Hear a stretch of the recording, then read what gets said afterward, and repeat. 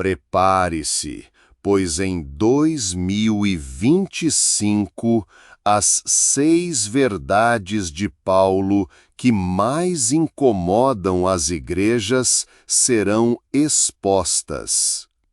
O homem que perseguia e tirava a vida de cristãos torna-se o maior apóstolo da história, a revelar que muitos que andam e falam estão espiritualmente mortos. Descubra o padrão oculto de uma guerra invisível contra seres superiores e a que ponto seu casamento pode estar refletindo uma verdade divina. Este é o momento de desvendar como um prisioneiro acorrentado libertou multidões e por que anjos observam a igreja como um teatro divino para entender a sabedoria de Deus. E hoje você vai descobrir as 6 verdades de Paulo para saber como identificar esses padrões e aplicar em sua vida antes que 2025 termine. Paulo, o maior de todos os apóstolos, o homem que escreveu grande parte do Novo Testamento, era paradoxalmente um perseguidor ferrenho dos cristãos. Sua vida é um testemunho de que seu passado não te desqualifica para ser usado por Deus. Em vez disso, a história de Paulo se torna uma plataforma para a graça de Deus brilhar ainda mais intensamente. Você já se sentiu como se seu passado fosse muito confuso, seus erros muito grandes para Deus redimir? A história de Paulo responde a essa pergunta com um retumbante não. O mesmo homem que se tornou um perseguidor cego e cruel é o homem que pode transformar sua vida. A jornada de Paulo não foi apenas sobre redenção pessoal, foi sobre uma missão. Ele era o apóstolo dos gentios, levando a boa nova de Jesus a pessoas que nunca haviam conhecido essas promessas. E em seu rol, ele pede em Defesas uma carta transbordando de temas de unidade, graça e as inesgotáveis riquezas de Cristo. A vida de Paulo nos lembra que a graça de Deus é mais do que suficiente. Sua força se aperfeiçoa em nossa fraqueza, e seu chamado nunca depende de nossas qualificações. O que Deus poderia fazer através de você se você dissesse sim ao plano dele, assim como Paulo fez? Vamos mergulhar mais fundo nos temas centrais de Efésios, onde a paixão de Paulo pela graça e unidade está em plena exibição. Imagine receber uma carta tão profunda que ela reformula a maneira como você vê a si mesmo, seu propósito e seu destino. Isso é exatamente o que Paulo faz nos versos de Efésios. Ele não dá a sua mensagem, ele faz uma escada de orações pelas incríveis riquezas espirituais que todo crente tem em Cristo. Estas não são apenas exortações, há uma declaração divina aqui. Esta não é uma negociação de barganha, é tudo ou nada. Porque, de certa forma, o inferno vê esses espíritos preciosos perdidos e com os quais eles nos deixam em seus golpes. Paulo exulta em louvá-lo por quem ele é no Senhor Jesus Cristo. Em Efésios, Paulo executa um feito simples. Ele nos propaga um último relato das riquezas que moram nos crentes e adverte o que está por vir para a sociedade em geral. A fé e o amor dos crentes em Éfeso haviam chegado aos ouvidos de Paulo, mesmo à distância. Imagine ser conhecido por sua fé e amor a ponto de se tornar um testemunho. Você já pensou sobre o legado da sua própria fé? Será que as pessoas reconheceriam um amor em você que reflete o coração de Jesus? Este é um poderoso lembrete de que nossa fé deve ser visível, uma luz que brilha além do nosso círculo imediato. A oração de Paulo vai além da superfície.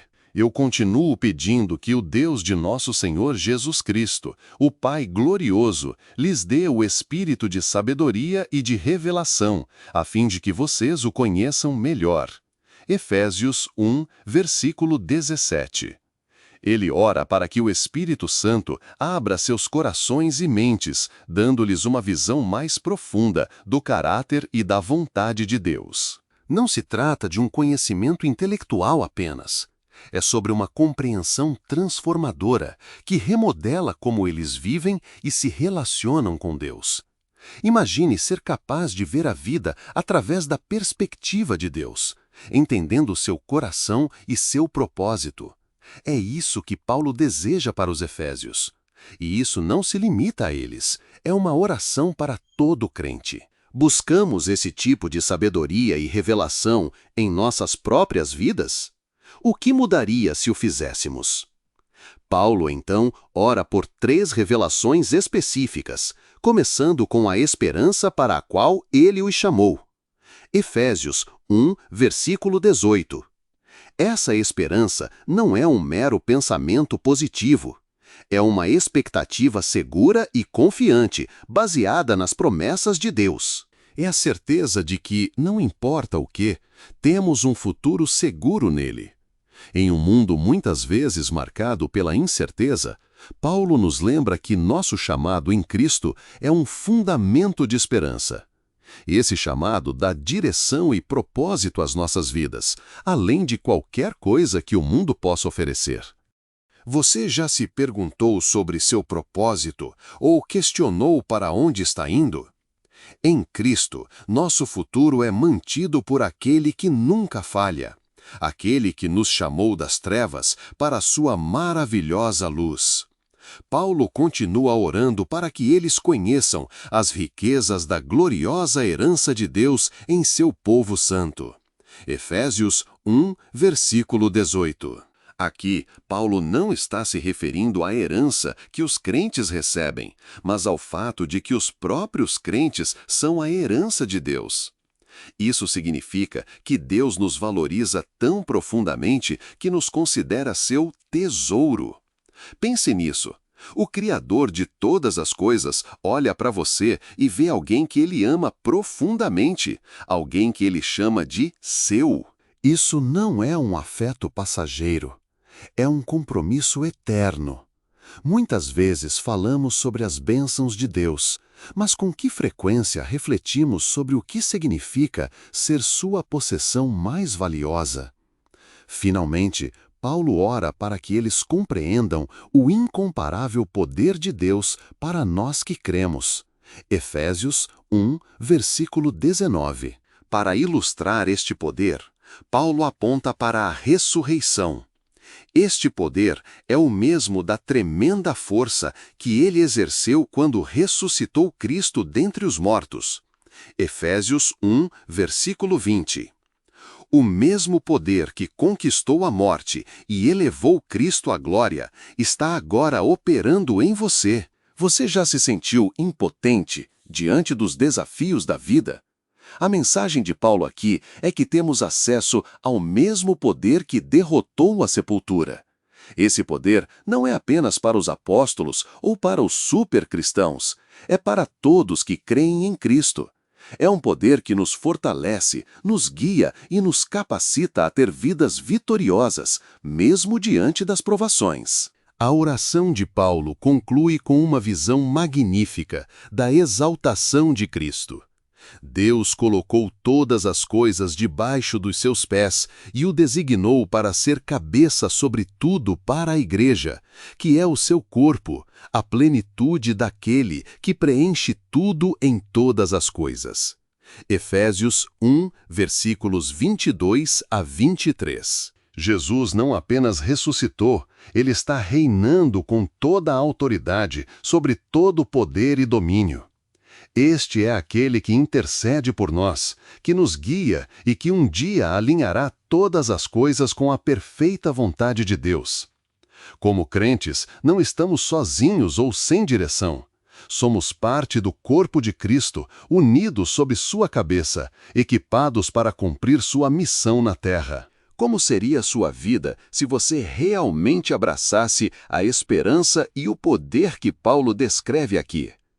Como isso poderia mudar seus desafios diários, seus relacionamentos ou até mesmo sua autoestima? Já se perguntou o que significa estar espiritualmente morto? Em Efésios 2, versículos 1 a 10, Paulo nos leva a uma jornada da morte para a vida. Uma transformação dramática que destaca a graça imensurável de Deus. Esta passagem é uma das mais claras representações do Evangelho em toda a Bíblia, mostrando como Deus nos resgata do pecado e nos traz para uma nova vida cheia de propósito e esperança. Paulo começa com um diagnóstico severo. Quanto a vocês, estavam mortos em suas transgressões e pecados. Efésios 2, versículo 1. Esta não é uma morte física, mas espiritual, uma completa separação de Deus causada pelo pecado. Paulo não está apenas falando dos efésios, ele está descrevendo toda a humanidade. Ele continua: nos quais vocês costumavam viver quando seguiam os caminhos deste mundo e do governante do reino do ar. Efésios 2, versículo 2. Antes de Cristo, nossas vidas eram dominadas pelo pecado, moldadas pelos valores do mundo e pela influência das trevas espirituais. Paulo não ameniza essa realidade. O pecado não é apenas uma série de más decisões. É uma condição, um poder que nos escraviza e nos cega para a verdade. Você se lembra como era antes de encontrar Cristo? Ou talvez você ainda esteja lutando com o peso do pecado hoje? As palavras de Paulo nos lembram da profundidade de nossa necessidade de Deus. Uma necessidade que não podemos suprir por conta própria. Mas então, duas das palavras mais cheias de esperança em toda a Escritura aparecem. Mas Deus, que é rico em misericórdia, nos deu vida com Cristo, mesmo quando estávamos mortos em transgressões. É pela graça que vocês foram salvos. Efésios 2, versículos 4 a 5. Essas duas palavras mudam tudo. Enquanto estávamos desamparados, sem esperança e incapazes de nos salvar, Deus interveio. Sua misericórdia não veio porque a merecíamos, mas por causa de seu grande amor. A misericórdia retém o castigo que merecemos, e a graça nos dá o presente que nunca poderíamos merecer. Pense nisso. O que significa para você, pessoalmente, que o amor de Deus alcançou sua vida não por causa de quem você é, mas por causa de quem Ele é? Através de sua graça, Deus não apenas consertou nossa ruína, Ele nos deu uma identidade totalmente nova. Paulo escreve: Deus nos ressuscitou com Cristo e nos assentou com Ele nas regiões celestiais em Cristo Jesus. Efésios 2, versículo 6. Isso não é apenas sobre uma esperança futura, é uma realidade presente. Em Cristo, estamos espiritualmente vivos, compartilhando sua vitória sobre o pecado e a morte. Imagine-se ao lado de Cristo em sua glória, não como um estranho, mas como alguém totalmente aceito, amado e redimido. Essa é a posição que Deus nos deu, um lugar à sua mesa, um lugar em sua família. Por que Deus derrama sua graça dessa maneira? Paulo explica: para que nas eras vindouras ele pudesse mostrar as riquezas incomparáveis de sua graça, expressas em sua bondade para conosco em Cristo Jesus. Efésios 2, versículo 7. Nossa salvação não é apenas sobre nós, é sobre exibir o caráter de Deus para o mundo. Nossas vidas devem ser testemunhos vivos de sua graça e bondade.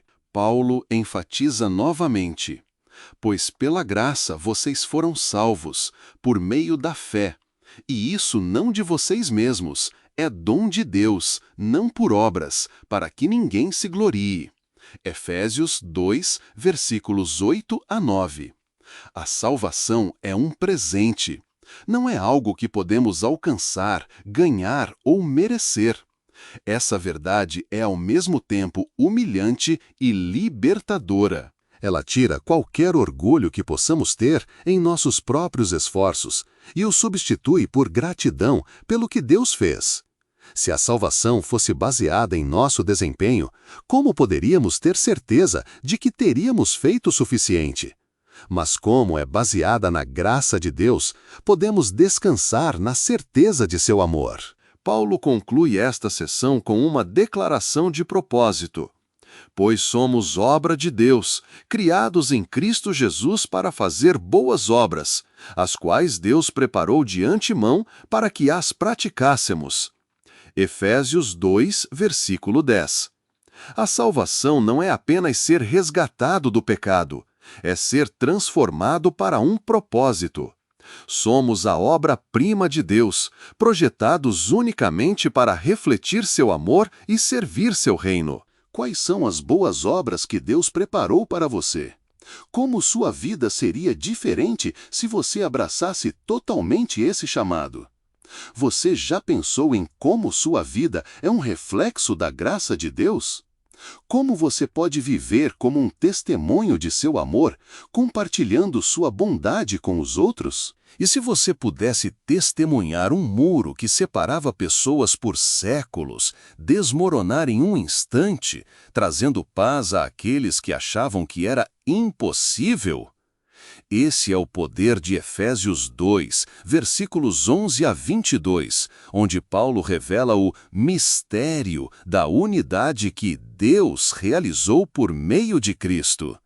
Não se trata apenas da unidade de um pequeno grupo, é a reconciliação de toda a raça humana com Deus e uns com os outros, derrubando muros de hostilidade e divisão.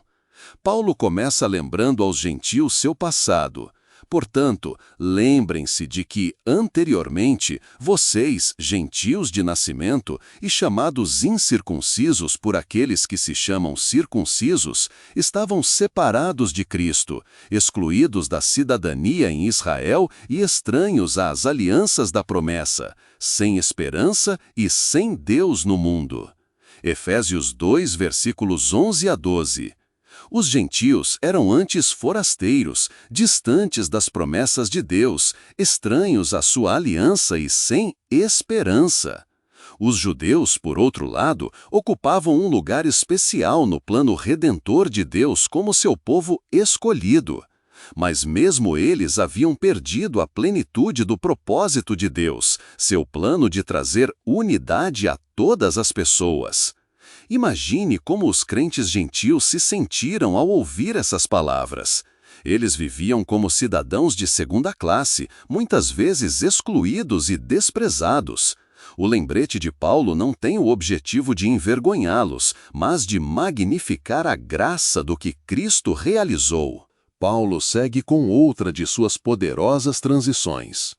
Mas agora, em Cristo Jesus, vocês que antes estavam longe, foram aproximados pelo sangue de Cristo.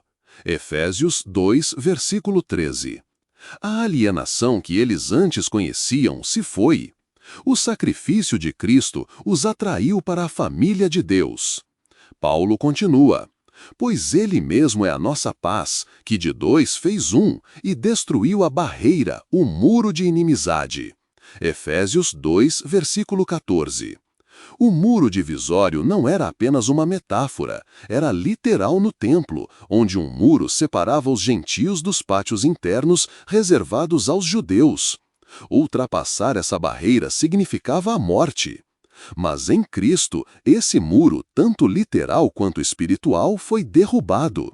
Sua morte aboliu as leis que dividiam as regulamentações, criando uma nova humanidade dos dois, fazendo assim a paz.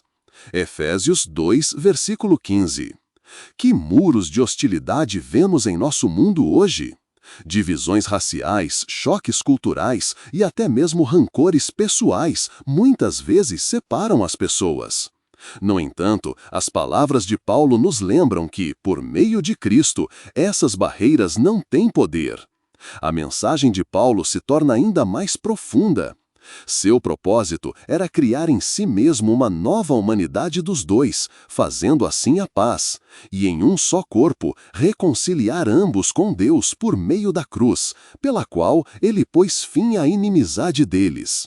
Efésios 2, versículo 15. Isso não é apenas sobre pessoas sendo reconciliadas umas com as outras, é sobre a reconciliação com Deus. A hostilidade entre a humanidade e Deus, causada pelo pecado, foi destruída por meio do sacrifício de Cristo. A cruz não apenas preenche a lacuna entre judeus e gentios, ela nos traz a todos à presença de Deus como uma só família. Paulo diz: Ele veio e pregou a paz a vocês que estavam longe, e a paz àqueles que estavam perto. Pois por meio dele ambos temos acesso ao Pai por um só Espírito. Efésios 2, versículos 17 a 18.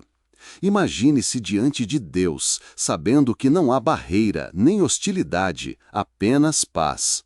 Paulo leva a mensagem para casa com uma impressionante imagem de inclusão. Consequentemente, vocês não são mais estrangeiros e forasteiros, mas concidadãos do povo de Deus e também membros de sua família. Efésios 2, versículo 19. Gentios não são mais forasteiros, eles fazem parte da família de Deus. Não se trata apenas de pertencer, trata-se de se tornar parte de algo eterno. Paulo descreve essa família como sendo construída sobre o fundamento dos apóstolos e profetas, com o próprio Cristo Jesus como a pedra angular principal. Efésios 2, versículo 20. Pense nisso. A pedra angular determina a estabilidade e o alinhamento de todo o edifício. Na família de Deus, Cristo mantém tudo unido. Paulo conclui com uma visão incrível. Nele, todo o edifício é unido e se eleva para se tornar um templo santo no Senhor. E nele vocês também estão sendo edificados juntos para se tornarem uma morada na qual Deus vive por seu Espírito. Efésios 2, versículos 21 a 22. Não se trata apenas de transformação individual. Trata-se de um povo unido se tornando o templo de Deus, onde seu Espírito habita. Você consegue imaginar fazer parte de uma família onde toda divisão é curada e todo muro é derrubado? Que barreiras em seu próprio coração ou relacionamentos Deus pode estar chamando você para entregar a sua paz? Imagine ser confiado com um segredo tão transformador que poderia mudar o curso da história. Mas você teve que esperar até o momento exato para revelá-lo. Essa é a responsabilidade que Paulo descreve em Efésios 3, versículos 1 a 13. Esta passagem desvenda o profundo mistério do plano de Deus para os gentios, uma revelação tão surpreendente que até os seres celestiais se maravilham com sua amplitude. Paulo começa com uma impressionante autodescrição. Por esta razão, eu, Paulo, prisioneiro de Cristo Jesus, por amor de vocês, gentios. Efésios 3, versículo 1. À primeira vista, isso pode parecer desanimador. Paulo está literalmente em cadeias enquanto escreve. Mas note onde reside sua lealdade. Paulo não se autodenomina um prisioneiro de Roma. Ele é um prisioneiro de Cristo, voluntariamente ligado à sua missão para os gentios. Você já se perguntou o que seria necessário para alguém suportar tantas dificuldades com alegria? O exemplo de Paulo nos lembra que, quando vemos nossas vidas através da lente do propósito de Deus, até o sofrimento pode se tornar significativo. Paulo continua descrevendo o mistério que lhe foi revelado. Esse mistério é que, por meio do Evangelho, os gentios são co-herdeiros com Israel, membros juntos de um só corpo e coparticipantes da promessa em Cristo Jesus. Efésios 3, versículo 6. No mundo antigo, isso era nada menos que revolucionário.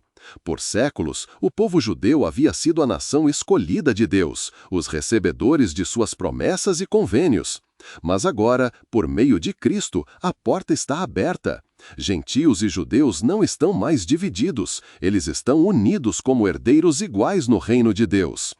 Paulo enfatiza que essa revelação não é algo que ele descobriu por conta própria. Foi-lhe dada por Deus por meio de revelação divina, uma verdade oculta por eras, mas agora manifestada aos apóstolos e profetas. Efésios 3, versículos 3 a 5. Você consegue imaginar o peso de ser escolhido para revelar isso? O chamado de Paulo não era sobre glória pessoal, era sobre desvendar o plano de Deus de inclusão e redenção para todas as pessoas. A humildade de Paulo transparece ao descrever seu papel nesta missão divina. Tornei-me um servo deste evangelho, pelo dom da graça de Deus, que me foi dado por meio da operação de seu poder. Efésios 3, versículo 7. Apesar de suas incríveis percepções e realizações, Paulo se vê como indigno, um recebedor da graça e não uma fonte dela. Ele descreve sua tarefa como pregar aos gentios as insondáveis riquezas de Cristo e tornar claro a todos a administração deste mistério. Efésios 3, versículos 8 a 9. Isso não é apenas sobre compartilhar conhecimento, é sobre convidar as pessoas à realidade transformadora das riquezas de Cristo, seu amor, perdão e promessas eternas. Você já considerou como Deus pode usá-lo para compartilhar sua graça com outros? Assim como Paulo, nosso chamado não é sobre nossas qualificações, mas sobre o poder de Deus operando através de nós. Paulo levanta a cortina ainda mais, revelando o alcance cósmico do plano de Deus. O propósito era que agora, por meio da Igreja, a multiforme sabedoria de Deus fosse manifesta aos principados e às potestades nas regiões celestiais. Efésios 3, versículo 10. Pense nisso por um momento. A Igreja, pessoas comuns unidas em Cristo, é o palco onde a sabedoria de Deus é exibida, não apenas para o mundo, mas para os reinos espirituais. Anjos e poderes no céu testemunham o desdobramento do plano de Deus, vendo sua glória refletida através da unidade dos crentes. É por isso que a unidade na Igreja importa tanto. Não se trata apenas de se dar bem, trata-se de refletir o caráter e o propósito de Deus para toda a criação. Paulo conclui esta seção com uma poderosa garantia. Nele e por meio da fé nele, podemos nos aproximar de Deus com liberdade e confiança. Efésios 3, versículo 12. Antes de Cristo, o acesso a Deus era limitado, mas agora, por meio da fé, todo crente, judeu e gentil, pode se aproximar de Deus diretamente, sem medo ou hesitação. Esse acesso ousado é um privilégio conquistado pelo sacrifício de Cristo e um convite a experimentar um relacionamento íntimo com o Criador. Paulo encoraja os efésios a não desanimarem por causa de seu sofrimento, dizendo: portanto, peço-lhes que não desanimem por causa dos meus sofrimentos por vocês, que são a sua glória. Efésios 3, versículo 13. Para Paulo, suas dificuldades são um pequeno preço a pagar pelo privilégio de levar outros à família de Deus. Que barreiras você viu quebradas pelo poder do Evangelho? Existem pessoas em sua vida que se sentem distantes de Deus e que talvez precisem ouvir que estão incluídas em suas promessas? Imagine ser capaz de ter acesso a uma fonte de força tão ilimitada que a leva através de cada tempestade, cada desafio e cada dúvida. Este é o convite que Paulo estende aos Efésios em uma das mais belas orações de toda a Escritura, uma oração para a transformação interior e o empoderamento que só vem por meio de Cristo. Paulo começa descrevendo sua postura em oração. Por esta razão, me ponho de joelhos diante do Pai. Efésios 3, versículo 14. Nos tempos antigos, ajoelhar-se não era a posição típica para a oração. Era reservado para momentos de profunda emoção ou reverência. As palavras do apóstolo refletem seu sincero desejo de que os efésios experimentassem a plenitude do poder e do amor de Deus. Ele ora ao Pai, de quem toda a família nos céus e na terra deriva seu nome. Efésios 3, versículo 15. Essa frase enfatiza a unidade e a inclusividade da família de Deus, um tema tecido em toda a carta aos Efésios. O que sua postura em oração diz sobre seu coração diante de Deus? O exemplo do apóstolo nos lembra de nos aproximarmos dele com humildade, temor e expectativa. O primeiro pedido de Paulo é por força. Oro para que, das suas gloriosas riquezas, ele os fortaleça com poder por meio do seu Espírito no seu ser interior. Efésios 3, versículo 16. Observe a fonte dessa força. Não vem do esforço humano ou de circunstâncias externas, mas das gloriosas riquezas de Deus. Essa força é direcionada ao ser interior, à parte mais profunda de quem somos. Paulo sabe que nossa força humana falhará, mas o poder de Deus é ilimitado, equipando-nos para enfrentar até as provações mais assustadoras. Você já sentiu que sua força interior estava falhando? A oração do apóstolo é um lembrete de que o poder de Deus está disponível para nos sustentar, por mais fracos que nos sintamos. O segundo pedido do apóstolo se baseia no primeiro, para que Cristo possa habitar em seus corações pela fé. Efésios 3, versículo 17. A palavra habitar aqui implica uma residência permanente, não uma visita temporária. Paulo está pedindo para que Cristo estabeleça residência nos corações dos crentes, moldando cada pensamento, ação e desejo. Essa habitação acontece pela fé, à medida que confiamos na obra de Cristo e nos submetemos ao seu senhorio. Quando Cristo vive em nós, sua presença transforma nossas vidas de dentro para fora, dando-nos força para enfrentar qualquer provação e coragem para andar em obediência. Cristo está totalmente em casa em seu coração? Ou há áreas que você ainda não entregou a Ele? Paulo muda seu foco para o amor, orando para que os crentes sejam enraizados e estabelecidos em amor. Efésios 3, versículo 17. Essas imagens de raízes e fundamentos destacam a importância da estabilidade e profundidade. Assim como as raízes de uma árvore a ancoram durante as tempestades e fornecem nutrição, o amor de Deus nos fundamenta e sustenta. Ele continua: para que vocês possam ter poder, juntamente com todo o povo santo do Senhor, para compreender o quão largo e comprido e alto e profundo é o amor de Cristo, e conhecer esse amor que excede todo o conhecimento, para que vocês sejam cheios de toda a plenitude de Deus. Efésios 3, versículos 18 a 19. Este amor supera a compreensão humana, é infinito, inesgotável e disponível para todos os que creem. Reserve um momento para considerar as dimensões do amor de Deus. O que significa para você que seu amor é largo o suficiente para incluir a todos, longo o suficiente para durar para sempre, alto o suficiente para nos levantar ao céu e profundo o suficiente para alcançar os lugares mais escuros de nossos corações? A oração culmina em um pedido surpreendente: para que vocês sejam cheios de toda a plenitude de Deus.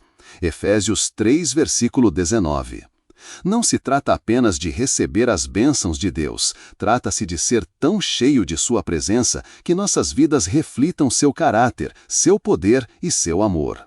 Imagine viver uma vida tão transbordante da plenitude de Deus que ela toca a todos ao seu redor. Paulo conclui sua oração com a doxologia que magnifica o poder e a glória de Deus. Ora, há aquele que é capaz de fazer infinitamente mais do que tudo o que pedimos ou imaginamos, de acordo com o seu poder que opera em nós, a Ele seja a glória na Igreja e em Cristo Jesus, por todas as gerações, para todo sempre. Amém. Efésios 3, versículos 20 a 21. Esta doxologia nos lembra que o poder de Deus não é limitado pela nossa imaginação ou por nossos pedidos. Ele pode realizar infinitamente mais do que podemos compreender, trabalhando através de nós para trazer glória ao seu nome. O que você está pedindo a Deus hoje? Suas orações são ousadas o suficientes para refletir o poder ilimitado daquele a quem você está orando? Você já experimentou o poder fortalecedor do Espírito Santo em seu ser interior?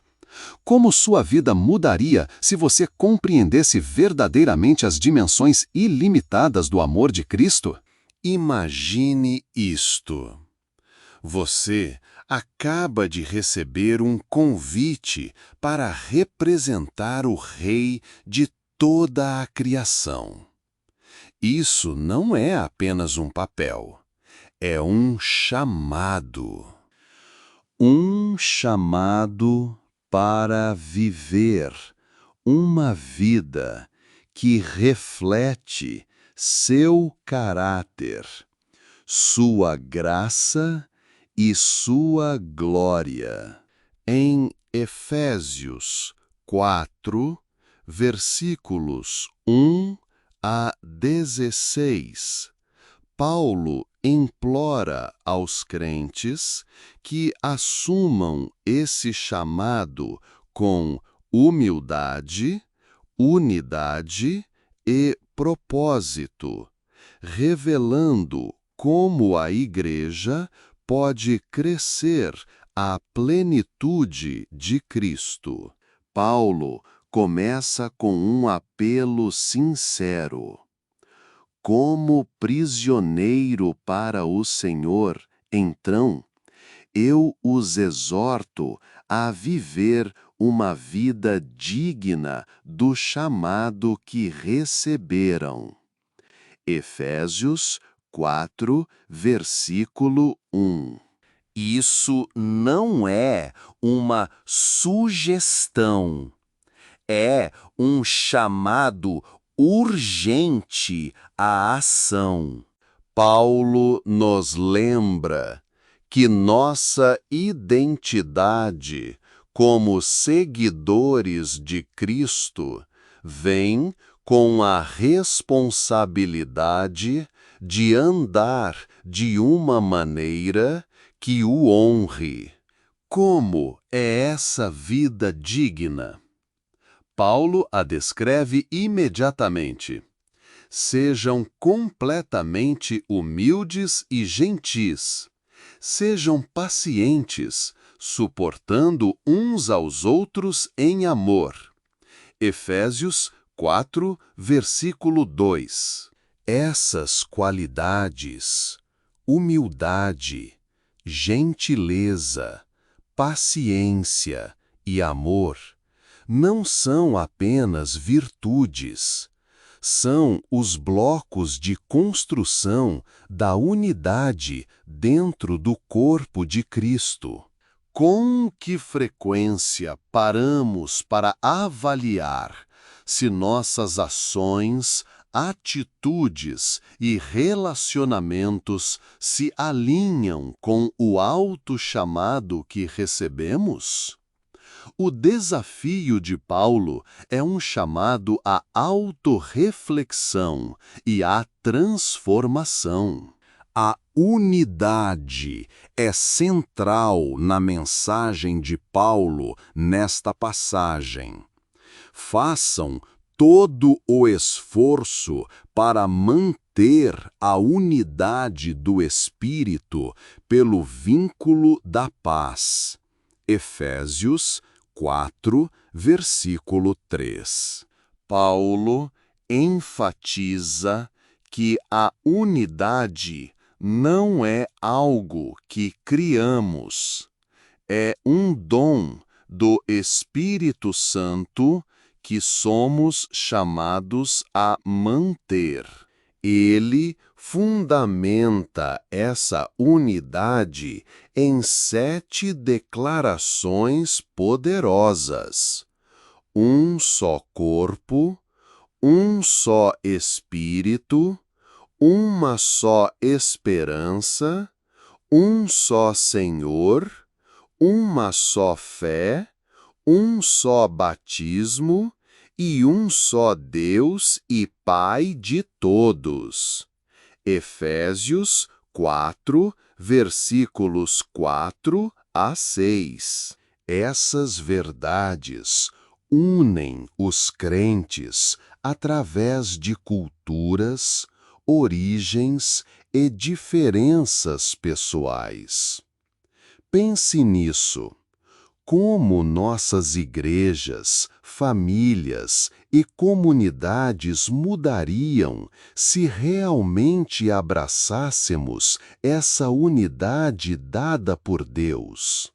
Paulo muda para a diversidade dentro dessa unidade, destacando que a cada um de nós a graça foi dada conforme a medida do dom de Cristo. Efésios 4, versículo 7. Essa graça é expressa por meio de dons espirituais que Cristo distribui a cada crente para a edificação de seu corpo. Paulo faz referência ao Salmo 68, versículo 18, descrevendo Cristo como o Rei vitorioso que ascendeu ao alto e deu dons aos homens. Efésios 4, versículos 8 a 10. Esses dons não são para a glória pessoal, mas para o serviço, capacitando a igreja a crescer e cumprir sua missão. Que dons únicos Deus lhe deu? E como você os está usando para servir e fortalecer seu corpo? Paulo identifica funções específicas dentro da igreja: apóstolos, profetas, evangelistas, pastores e mestres. Efésios 4, versículo 11. Essas funções existem para equipar o seu povo para as obras de serviço, para que o corpo de Cristo possa ser edificado. Efésios 4, versículo 12. Esse processo de equipar não é apenas sobre crescimento individual, é sobre maturidade coletiva. Paulo visualiza uma igreja unida na fé, fundamentada na verdade e refletindo plenamente o caráter de Cristo.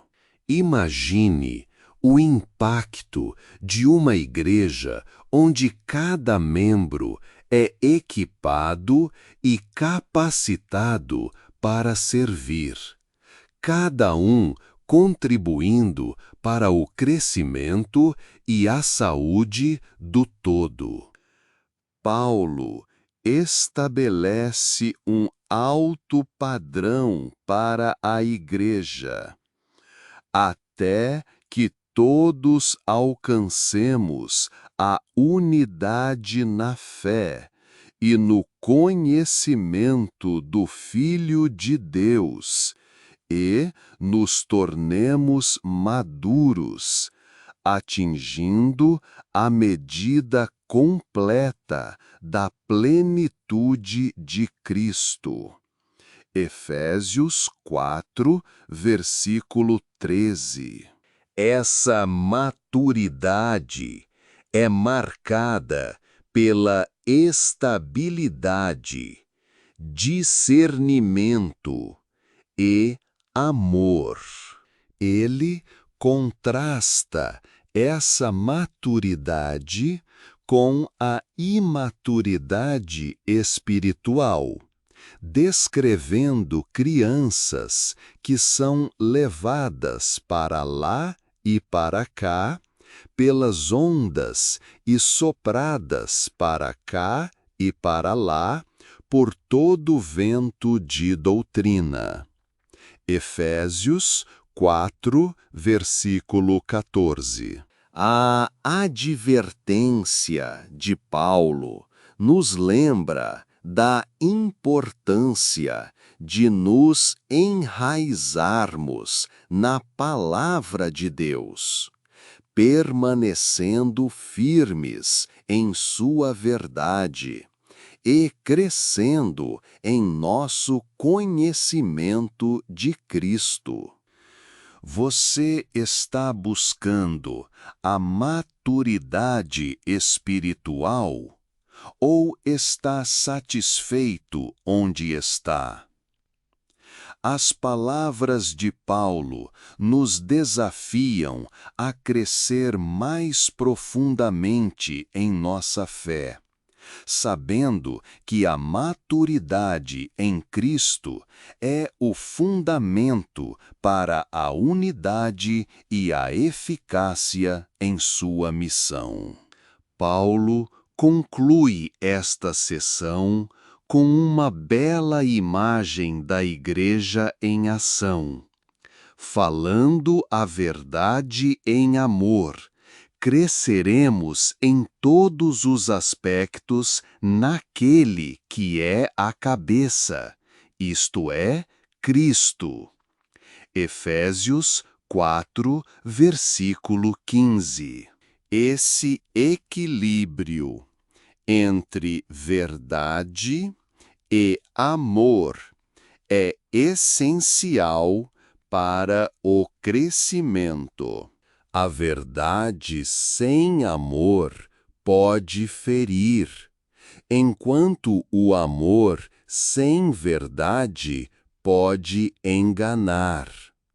Juntos, eles criam um ambiente onde os crentes podem crescer, curar e prosperar. Paulo compara a igreja a um corpo, com Cristo como a cabeça. Cada parte tem um papel a desempenhar.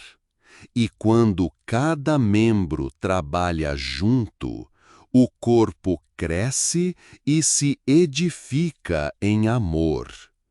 Efésios 4, versículo 16. Como você está contribuindo para a saúde e o crescimento do corpo de Cristo? O que significa para você viver uma vida digna do seu chamado? Como você pode buscar ativamente a unidade, a maturidade e o serviço em sua comunidade de igreja? Imagine isto. Você está em uma encruzilhada, segurando dois conjuntos de roupas. Está esfarrapado, sujo e manchado. Um lembrete de quem você era.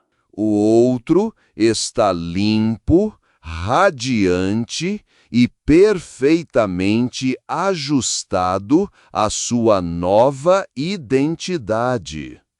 Qual você escolheria usar? Em Efésios 4, versículos 17 a 32, Paulo apresenta essa dramática transformação, despojando-se do velho eu e entrando na nova vida que temos em Cristo. Paulo começa com uma descrição séria do velho eu.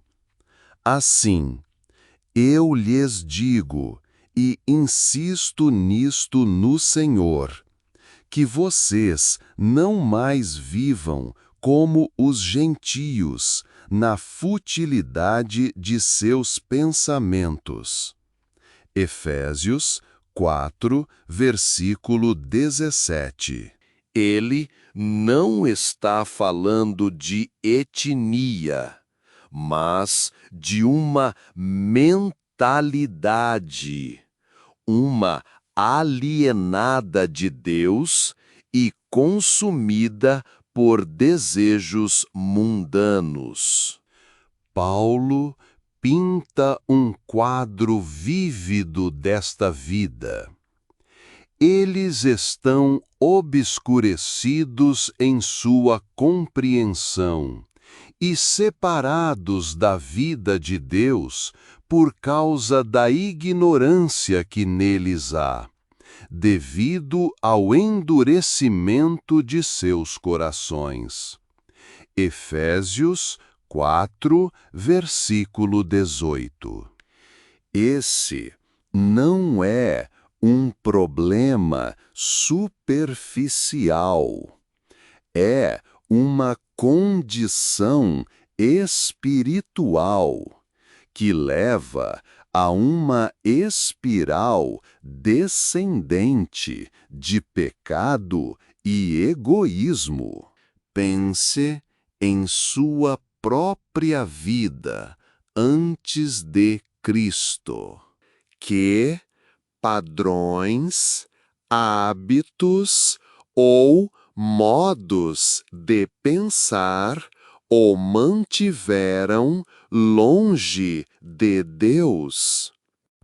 Paulo nos lembra que esses velhos modos não são compatíveis com a nova identidade que nos foi dada.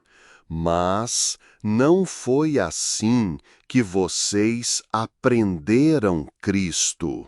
Paulo declara enfaticamente. Efésios 4, versículo 20. Em Cristo fomos ensinados um modo de vida radicalmente diferente. Que reflete a verdade, o amor e a justiça dele. Paulo descreve esta transformação em 3 etapas. Despojem-se do velho eu. Isso significa rejeitar ativamente os padrões e atitudes pecaminosas de sua vida anterior. Paulo descreve o velho eu como corrompido por seus desejos enganosos. Efésios 4, versículo 22. Esses desejos prometem realização, mas só levam ao vazio. Sejam renovados na atitude de suas mentes. A transformação começa na mente.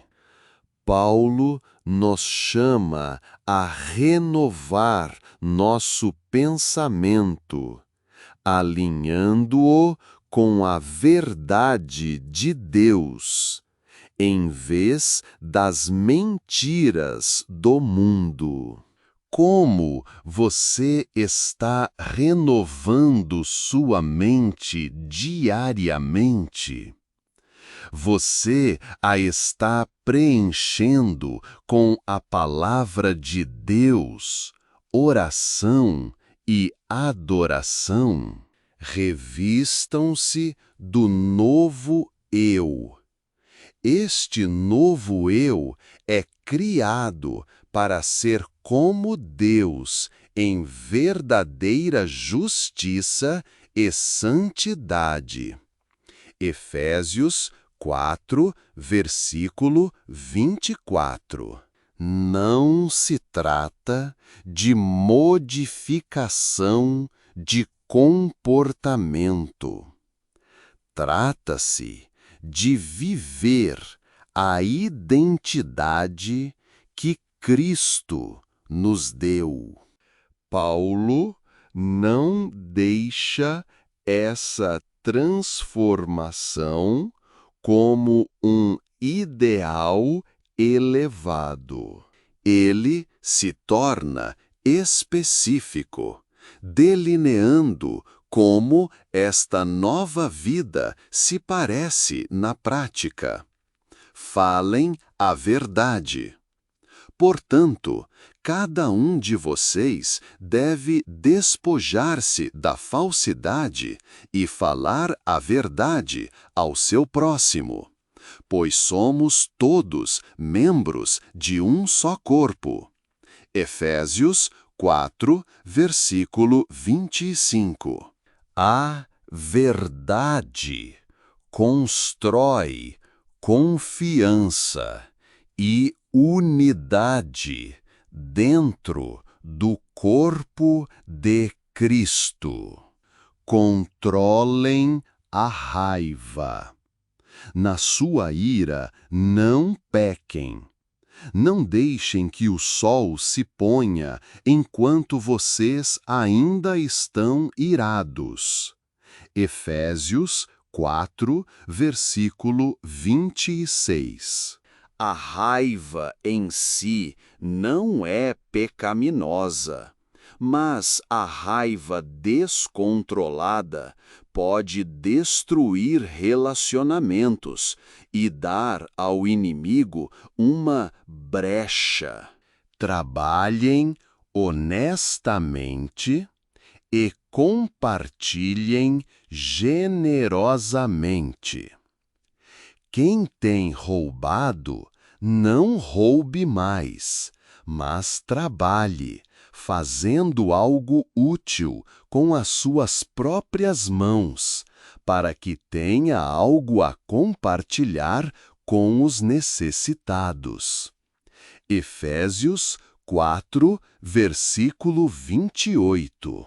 Isso reflete um coração transformado por Cristo, que busca abençoar os outros em vez de obter ganho pessoal. Qual destas etapas práticas mais o desafia? Paulo muda seu foco para nossa fala, lembrando-nos que nossas palavras têm um poder incrível. Não saia da boca de vocês nenhuma palavra torpe, mas apenas o que for útil para edificar os outros. Efésios 4, versículo 29. As palavras podem curar ou ferir, encorajar ou destruir.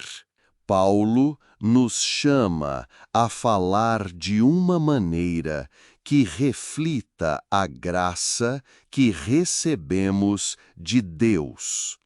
Tire um momento para refletir sobre suas conversas recentes. Suas palavras estão edificando ou destruindo? Paulo nos lembra do papel do Espírito Santo neste processo. E não entristeçam o Espírito Santo de Deus, com quem vocês foram selados para o dia da redenção. Efésios 4, versículo 30.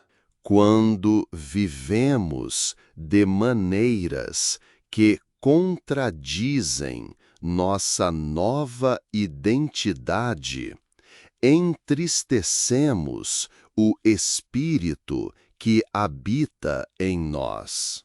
Com que frequência paramos para considerar como nossas ações e atitudes afetam nosso relacionamento com o Espírito Santo? As palavras de Paulo nos convidam a viver em alinhamento com sua orientação, abraçando a vida que ele nos capacita a viver.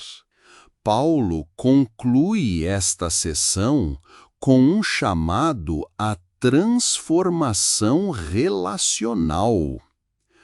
Livrem-se de toda amargura, ira, raiva, briga e calúnia, bem como de toda forma de malícia. Sejam bondosos e compassivos uns para com os outros, perdoando-se mutuamente, assim como em Cristo Deus os perdoou. Efésios 4, versículos 31 a 32. O perdão é a marca do novo eu. Não é fácil, mas é um reflexo do perdão de Deus para conosco. Existem pessoas em sua vida que você precisa perdoar? Como você pode estender a graça que recebeu aos outros? Que áreas de sua vida ainda refletem o velho eu? Que passos você pode dar esta semana para abandonar esses padrões e abraçar sua nova identidade em Cristo? O que é preciso para permanecer forte em um mundo onde os desafios muitas vezes parecem intransponíveis?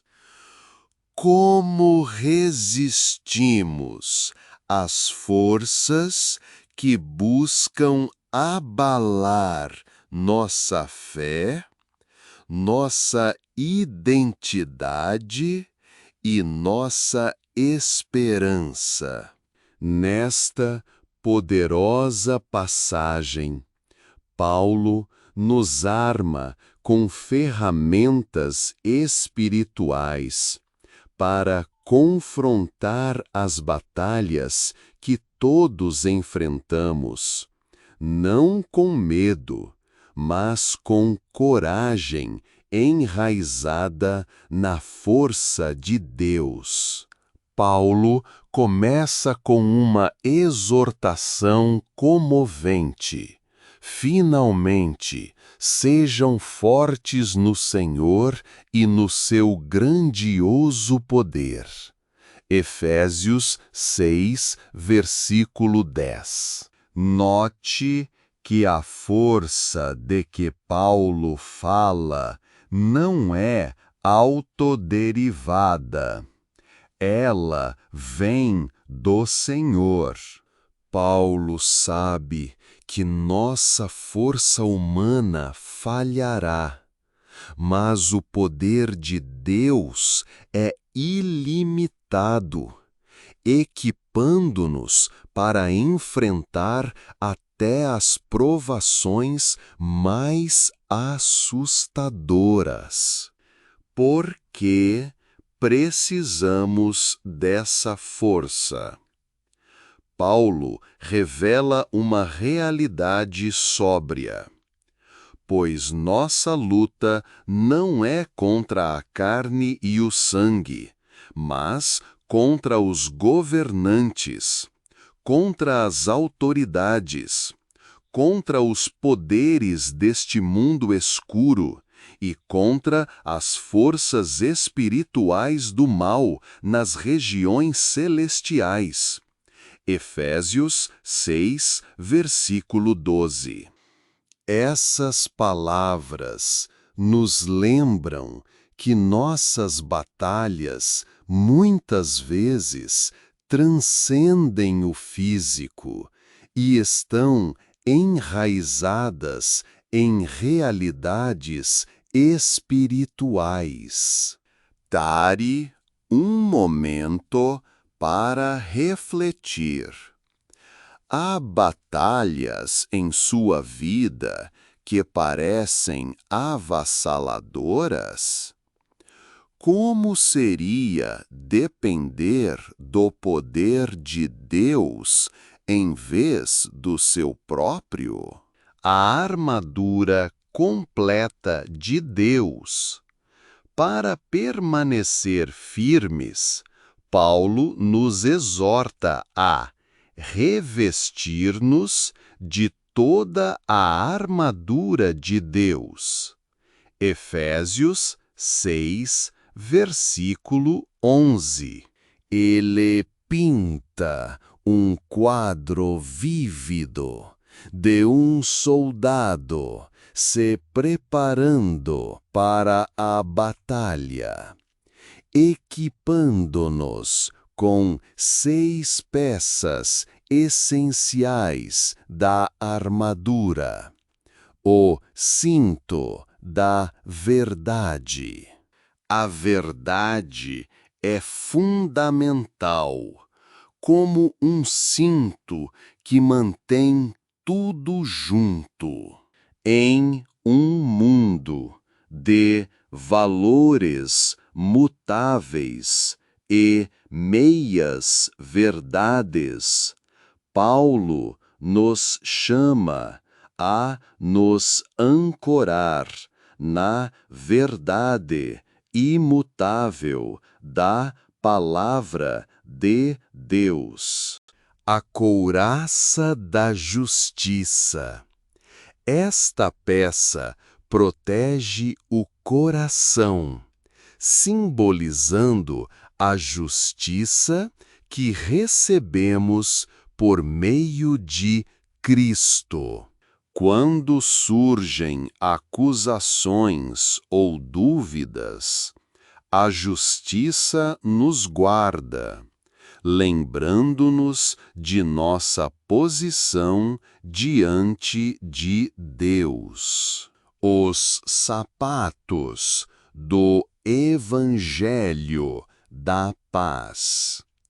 Paulo nos chama a estar prontos para compartilhar o Evangelho que traz paz. Como um calçado resistente, o Evangelho nos prepara para avançar com confiança, não importa o terreno que enfrentamos. O escudo da fé. Os ataques do inimigo muitas vezes vêm como flechas inflamadas, dúvidas, medos, tentações. Mas a fé age como um escudo, extinguindo esses ataques e lembrando-nos das promessas de Deus. O capacete da salvação. A salvação protege nossas mentes, dando-nos a certeza de quem somos em Cristo. Quando a confusão ou o desânimo se instalam, este capacete guarda nossos pensamentos. A espada do Espírito. A única arma ofensiva na armadura é a palavra de Deus. Não é apenas para defesa, é uma ferramenta poderosa para confrontar mentiras, dúvidas e ataques espirituais com a verdade de Deus. Cada peça da armadura serve a um propósito crucial. Juntas, elas nos capacitam a permanecer firmes na fé, não importa o que aconteça. Paulo não para na armadura. Ele enfatiza a importância da oração. E orem no Espírito em todas as ocasiões, com todo tipo de orações e pedidos. Efésios 6, versículo 18.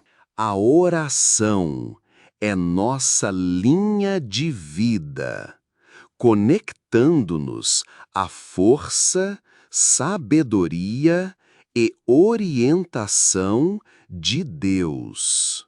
Paulo nos chama a orar persistentemente e por todos os crentes, reconhecendo que as batalhas espirituais nunca são travadas sozinhos. Considere isto.